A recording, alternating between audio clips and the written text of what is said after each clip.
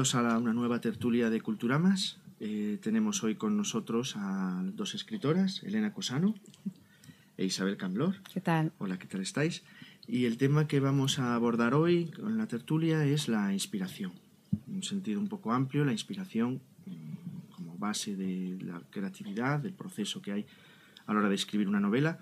Ambas son novelistas, nos hablarán un poco de lo que entienden ellas por la inspiración y un poco las fuentes que llevan ellas en todo el proceso creativo. Voy a hacer una pequeña introducción sobre la inspiración, un poquito desde el siglo XVIII hasta ahora, lo que es el concepto de la inspiración o lo que se ha venido entendiendo para ver a dónde hemos llegado actualmente. En el siglo XVIII, en Inglaterra, la psicología que estaba en sus comienzos competía con un renacimiento de la celebración de la naturaleza mística de la inspiración. El modelo de John Locke de la mente humana sugería que las ideas se asociaban entre sí y que una cuerda en la mente podía ser alcanzada por una idea resonante. Por lo tanto, la inspiración era en alguna medida un proceso azaroso, pero completamente natural de asociación de ideas y de pensamiento. Este modelo, en el siglo XVIII, puede parecer un poco primitivo ahora, al hablar de las cuerdas en la mente, fue satirizado por los propios escritores en su momento, el caso de Jonathan Swift, que decía que la fantasía y la inspiración era una característica irracional y de locura, donde una vez que la fantasía de un hombre sobrepasa su razón, ya no hay lugar para el sentido común. Posteriormente, en el siglo XIX, tenemos una serie... se hablaba de la inspiración como el genius. El genius era el dios interno del poeta, al cual le provee la inspiración. Un poquito todavía ese mismo proceso donde se hablaba de un modo un poco místico, un poco casi sobrenatural de lo que podía ser la inspiración. John coincidía con los psicólogos que ubicaban la inspiración dentro de la mente de las personas, pero aun teniendo una cualidad sobrenatural. O sea, ya se empezaba a mezclar un poquito lo natural y lo sobrenatural al hablar de la inspiración. Y en el esquema de John, el genius era todavía de origen externo a la persona. Y llegaron los poetas románticos que ubicarían su origen dentro del propio poeta. Escritores románticos tales como Poe, como Waldo Emerson, como Bill Shelley, veían la inspiración en términos similares a los griegos, un tema de locura e irracionalidad. De ahí podemos saltar hasta Sigmund Freud y otros psicólogos posteriores que ubican la inspiración en la psiquis interna del artista. La inspiración del artista era producto de un conflicto psicológico no resuelto, de un trauma de la niñez. Más aún, la inspiración podría originarse directamente en el subconsciente. Dado que Freud ubicaba la inspiración en el subconsciente, los artistas surrealistas buscaron esta forma de inspiración recurriendo a diarios de sueños, a la escritura automática, incluso al uso de tableros Ouija y la found poetry en un intento para penetrar en lo que ellos entendían en la verdadera fuente del arte. La teoría de Carl Jung de la inspiración reiteraba indirectamente el otro lado de la noción romántica de la inspiración al sugerir que un artista era alguien que se ha conectado a algo impersonal, algo afuera de su experiencia individual. Después de distintos conceptos de la inspiración, en base al marxismo, el materialismo, hablan de que proviene y finalmente de que el artista esté especialmente en sintonía para captar las señales de una crisis externa. Y después, pues, y ya les doy paso a ellas, voy a citar dos frases sobre la inspiración, una muy conocida, la que dice Picasso, que sí existe, es algo material, pero que tiene que encontrarte trabajando, y Umberto Eco, que dice que nada es más nocivo para la creatividad que el furor de la inspiración.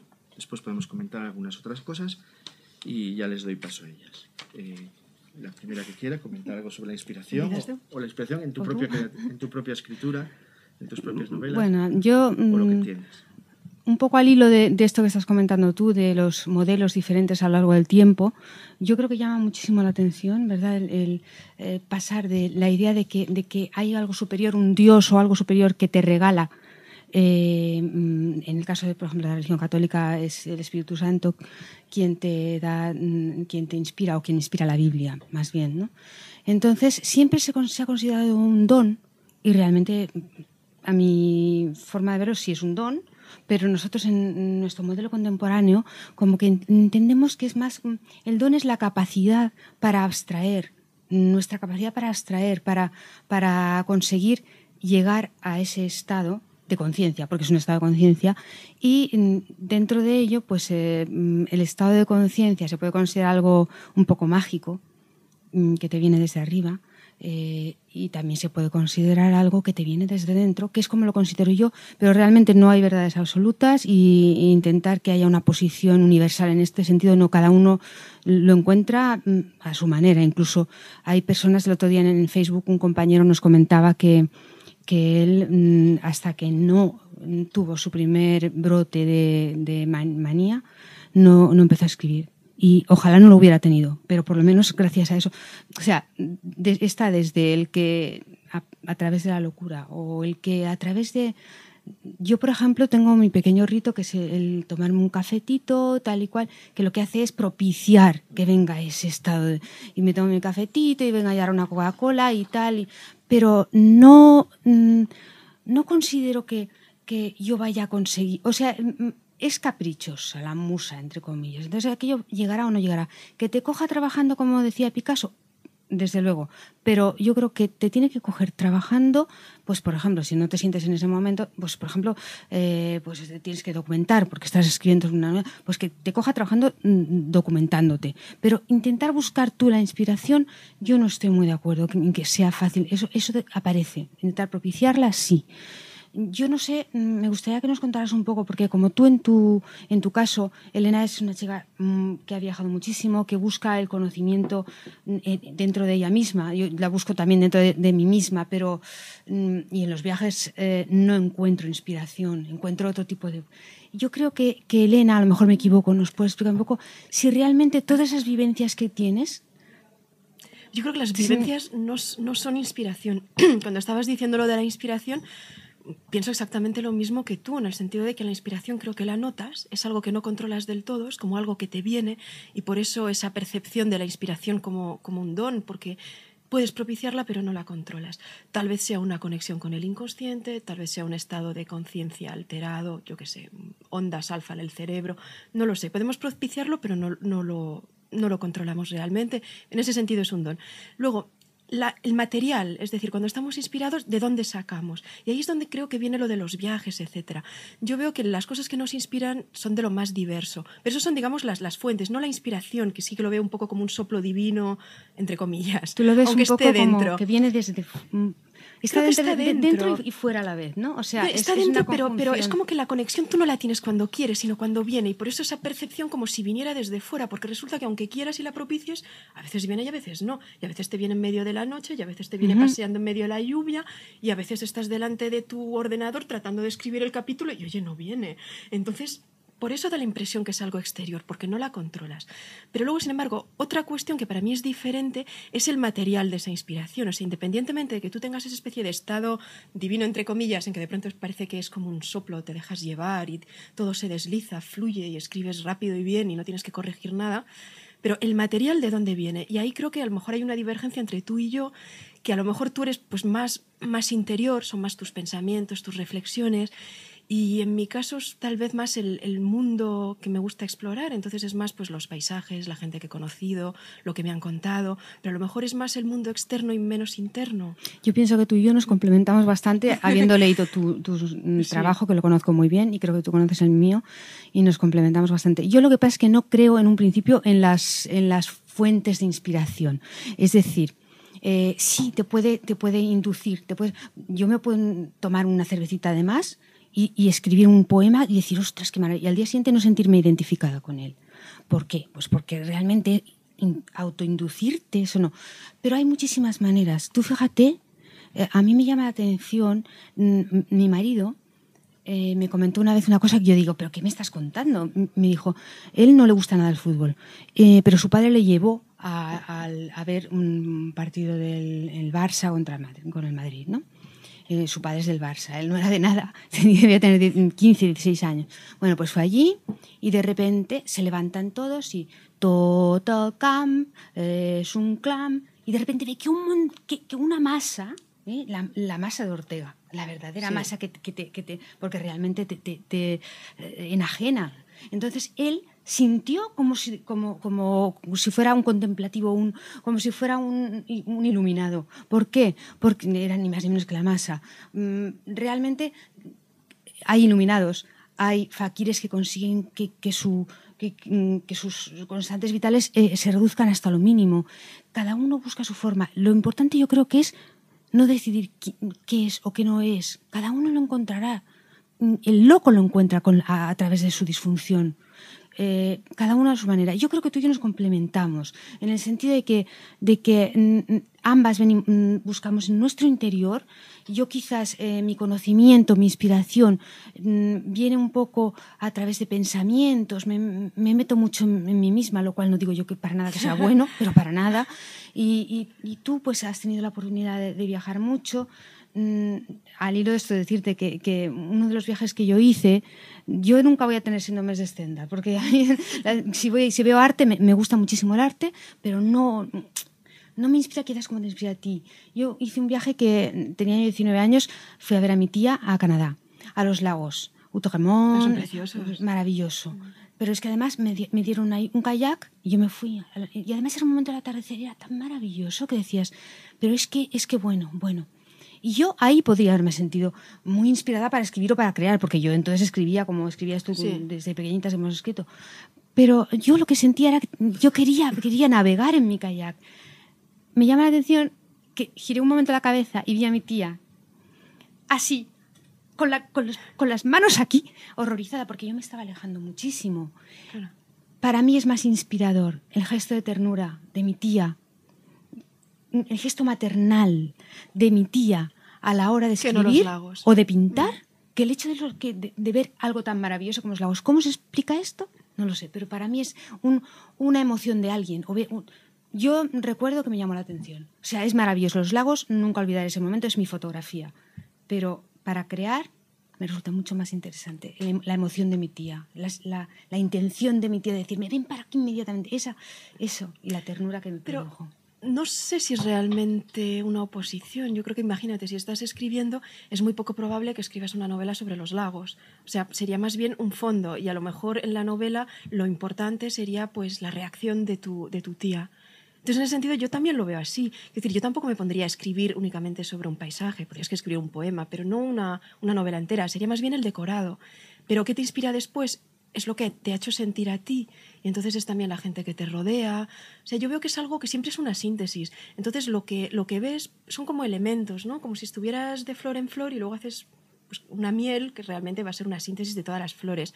Pero si te pusieras a describir únicamente paisajes o únicamente las iglesias románicas que has visto... Nada, eso es ensayo. Sería un petardo, además, y no tendrían nada que ver con la inspiración. Sería una especie de documentación o lo que quieras. Estoy de acuerdo contigo. Entonces, para mí lo que sería el resultado sí sería lo que ha pasado por el filtro de la interioridad, en realidad, de tus pensamientos, de tus juicios, y lo que sale de ahí es lo que va a ser la obra. Entonces hay un poco de todo. Tal vez que a mí me guste más meter cosas de fuera y tú no lo estimes necesario o no te inspire, o a lo mejor me inspira cuando estoy medio dormida algo. Einstein decía que a él lo que le inspiraba era la siesta.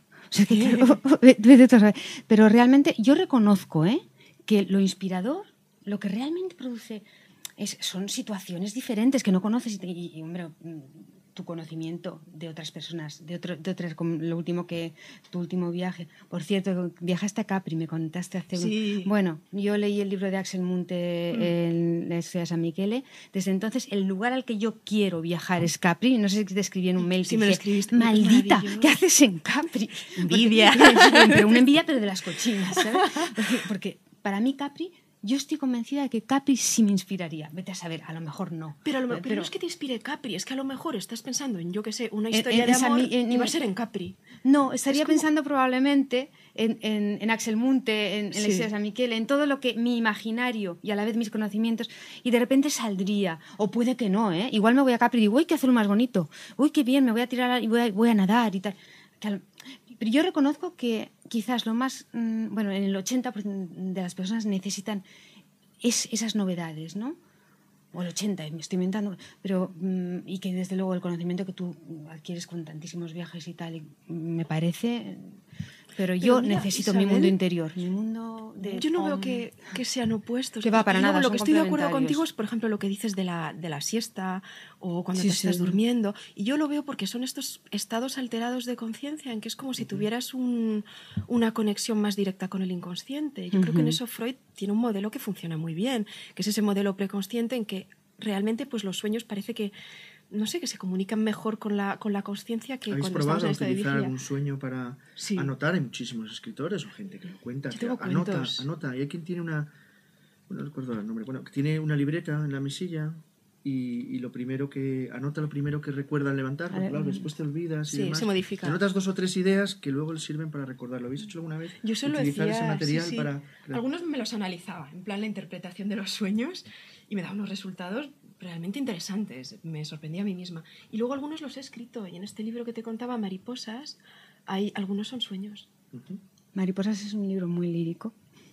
Es casi poesía, pero realmente no es poesía. ¿Tú lo has usado, Isabel, el tema de los sueños? Pues mira, te comento una cosa así rápidamente.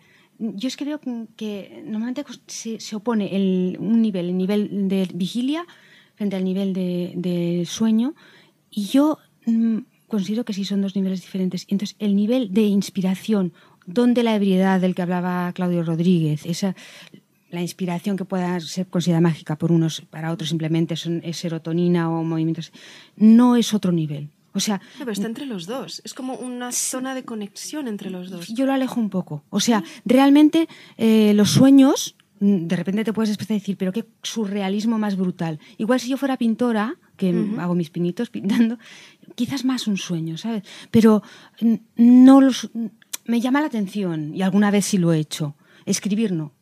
Pero para mí es otro plano. O sea, el nivel del sueño, el nivel de la vigilia y el nivel de la inspiración o del momento del don de la ebriedad. Pero vamos, sí, yo reconozco que sí, que Freud tenía su punto. ¿Nunca has soñado despierta? Que si nunca has soñado ¿ves? Pues es ese mundo en que ves que no se opone, que estás es terrible. Los dos, estás despierta, estás dormida, pero vas viendo imágenes, son como soñaciones. Yo veo que ese es un poco ese nivel. Ese es el nivel de la inspiración más bien. Exacto, y también es el nivel de la fabulación. Ese nivel es en el que escribes, que estás inventándote tus personajes y los ves. Es como si estuvieras soñando. Entonces, yo no estoy de acuerdo contigo en que crees que hay una diferencia. Yo veo que está muy mezclado, que hay una especie de... lo que llaman los ingleses Twilight Zone, como una zona crepuscular entre la vigilia y el sueño, y que es precisamente esa zona la que hay que explorar porque es la más fértil para la creación. Pues pudiera ser perfectamente. Yo veo tres planos diferentes, pero desde luego no se puede negar que el plano más cercano al de la inspiración o a ese don de la ebriedad es el del sueño, no el de la vigilia. Eso está claro. Ese es el simplemente desdibujar los contornos y liberar. Entonces, eso se hace en el sueño. En el sueño se libera y en la inspiración se libera. Por tanto, sí se parecen. Yo sigo haciendo esa diferencia, aunque reconozco que sí. O sea, que tiene muchísimo más que ver. La vigilia la vigilia es la razón. Y no es que la razón se oponga a la... Se propone límites. Pero, exacto. Se trata de sí, se parece muchísimo más el sueño sin ser para mí lo mismo, pero sí. Hay una novela, creo que se llama Limitless, no sé cómo estaba traducida, que hablaba de esto del sueño, de la capacidad del cerebro. Has dicho tú que la capacidad pues incluso más fértil, sí, o potencialmente. Hablaba de que lo usamos realmente, en muchos sentidos se usa con la potencia del cerebro más en el momento del sueño. Y se pierde esa capacidad, esa potencia en el momento de la vigilia, en el momento del despertar. Luego la historia iba sobre unas pastillas que podías tomar y entonces usabas la totalidad de la potencia de tu cerebro, con lo cual te convertías en un superhombre, que puedes convertirte en 3 días en millonario, escribir las mejores obras. Y la historia parte de un escritor que está bloqueado, no encuentra tal y al final recurre a la química, a esas pastillas para... Y antes también decías una cosa, Isabel, cuando hablabas del kayak y de tu tía. Realmente, claro, tú piensas como novelista y hablamos de la escritura y estamos hablando de una novela en casi todos los ratos, ficción, porque, por ejemplo, para el ensayo, para la descripción del paisaje está muy bien la evocación del viaje y el recuerdo en ese caso, cuanto más fiel, mejor, ¿no? Pero tú hablabas, claro, no tenías historia cuando estabas paseando con esos lagos tan bellos, en ese mar tan bello, faltaba la historia porque faltaba el conflicto. Y el conflicto surge cuando aparece tu tía y crea esa sensación. Entonces ya tienes la historia, ya puede pasarte algo, ya tu tía se puede preocupar, a ella le puede pasarte algo en la preocupación. O a lo mejor no es que me inspire para una historia, sino que me saca ese estado de conciencia. Cosa que, curiosamente, algo tan maravilloso como es ir en un kayak en un lago canadiense, maravilloso, que te vas acercando hacia la oscuridad, es algo maravilloso. Sí, podría quedarme ese estado de conciencia, pero yo recuerdo que a mí lo que me lo creó fue girar la cabeza y ver a mi tía así. Me produjo ternura, me produjo sentimientos muy diferentes a los otros, ni mejores ni peores, pero yo creo que más creativos. Y otra cosa que apuntábamos al hablar un poquito de Freud, hablaba de los sueños y después viene la escuela surrealista con la escritura automática, después Kerouac, etcétera, y la Beat Generation. ¿Habéis recurrido alguna vez? ¿Qué pensáis de eso? Para mí, Breton... consciente plenamente, ¿os ha escrito automática, deslavazada, también Paul Bowles, algunas cosas que ha hecho? Yo, a mí el surrealismo me encanta. Yo empecé a leer poemas de Breton y me quedé, pero es bastante jovencita, y me quedé anonadada. Después leí, ya no es exactamente poema, tampoco prosa, es algo extraño, que es Luis Aragón, maravilloso para mí también. Entonces, todo lo que es el surrealismo y luego lo que han venido detrás, la Beat Generation ya la tira un poquito más hacia, bueno, el momento de la posguerra, pero hacen unos poemas surreales, desde luego, y rasgan el poema, son maravillosos. A mí, quizás, el estilo que más me gusta es el de la Beat Generation, Kerouac, Ginsberg, toda esta gente, me parece maravilloso. Pero me hablas del surrealismo. La escritura automática también, ese proceso mental donde lo primero que te llega es lo primero que haces. Tiene unas reglas y se usa mucho también para como modo de aprendizaje. Yo creo que son procedimientos para crear. A mí no me terminan los procedimientos para crear. Pero los resultados pueden ser absolutamente sorprendentes. Como divertido y sobre todo con adolescentes. Exacto, nosotros lo hacíamos en un grupo. Y entonces cada uno a lo mejor escribía una frase y luego se leía todo con una temática. Y sale una cosa pues muy peculiar, que a veces es un churro, pero a veces es realmente bueno, realmente original. Y hacer una mezcla, por ejemplo, a mí me llama muchísimo la atención el Lucy the Sky with Diamonds de John Lennon, porque él dice que lo extrajo de un dibujo de su hijo. Y era lucía en el cielo con diamantes, y de ahí saca cielos de mermelada y tal y cual. Realmente hay algo de su hijo ahí, que no es nada, es un niño de 4 años. Es automático. Pero él ha sacado luego, a partir de ahí, ha reinterpretado. Reinterpretar, reformular, es para mí una forma muy interesante a partir del surrealismo. Tú buscas una idea extraña y reformulas, y eso es surrealismo, ni más ni menos que surrealismo. Pues ahí podrías utilizar los sueños o la escritura automática y precisamente de ahí hacer una síntesis más racional que se parecería más a lo que tú escribes. Y para trabajar, a mí que me encanta dar clases con adolescentes, eso es fenomenal. Además se quedan de piedra, porque nosotros hemos ido viendo cosillas, ¿no? Pero estos que en la vida han visto dicen, ¿pero qué me está saliendo aquí? Y además les gusta, es muy interesante. Traía anotados aquí algunas cosas extraídas del libro de las bibliotecas perdidas de Jesús Marchamalo, que a ver si lo podemos traer en alguna ocasión. Y claro, enlaza un poco con lo que decías tú, no tanto la inspiración, sino como las manías a la hora de escribir. Hablamos de Hemingway, que escribía a lápiz sobre papel de cebolla, Goethe escribía de pie con pluma porque le desconcentraba el sonido del lápiz arañando el papel, Robert Graves en su casa de Mallorca, en una habitación donde todo estaba hecho a mano, porque decía que estar rodeado de cosas construidas de forma artesanal era importante para su actividad creativa. Kerouac, que escribió en el camino un rollo de papel teletipo en 3 semanas, hablamos de escritura también automática. Ricardo Baroja, que pegaba los folios con engrudo para obtener un papel continuo que le permitiese escribir sin descanso, para no tener que estar sacando el folio. Alguna cosa más. Bernardo Chaga, en cambio, prefiere un espacio sin intrusos, sin que nadie pueda acceder a él, exceptuando sus libros más cercanos, y solo rodeado por cuadros que estén firmados por amigos suyos y gente que él conoce personalmente. Maniáticos los escritores lo son, lo somos. Ortega y Gasset utilizaba la mesa del comedor de su casa hasta que la familia hambrienta decidía poner punto final al trabajo por el expeditivo método de poner los platos. Se acabó. Aunque quieras esta mesa es más importante para comer. Y un poco para terminar, alguna manía ya personal, Cuéntanos tú. Lo que decías tú de llamar a la inspiración, llamar a las musas o crear una serie de que tú crees, tu cerebro está pensando, esto va a funcionar, me va a salir el mejor poema porque estoy escuchando esa canción con la que suelo escribir buenos poemas. Yo tengo una cosa muy paradójica, es que cuando el ambiente es excesivamente propicio no me sale nada. Entonces, si tengo una habitación absolutamente espléndida, en silencio, con una mesa genial, el mejor ordenador de todos los tiempos, papel, plumas, me voy a quedar totalmente estancada, bloqueada y voy a ser muy infeliz. Es alguna dificultad, ¿no? Pero me bloqueo totalmente porque es como que el ambiente me exige mucho. Y en realidad donde mejor escribo es como en ambientes hostiles. Entonces me voy con mi trozo de papel. Y con tu ordenador. Yo te he visto escribir en una cafetería. Sí, pues precisamente es que en una cafetería escribo muy bien. Y además en una cafetería ruidosa, con un montón de gente. El propio Marchamalo, que nos comentaba eso, su método siempre es escribiendo en cafeterías por el rum-rum. Que no sean exactamente. Y hay mucha gente. Cuando vas a las cafeterías, si te fijas un poco, siempre encuentras a alguien que está ahí triqui-tri. La burbuja es como que se hace más fuerte.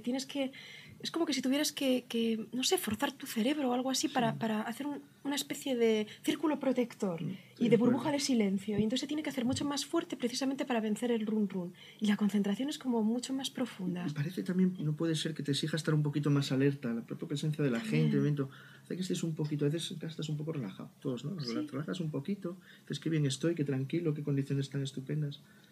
¿Y tú, Isabel? Yo lo mío es muy prosaico.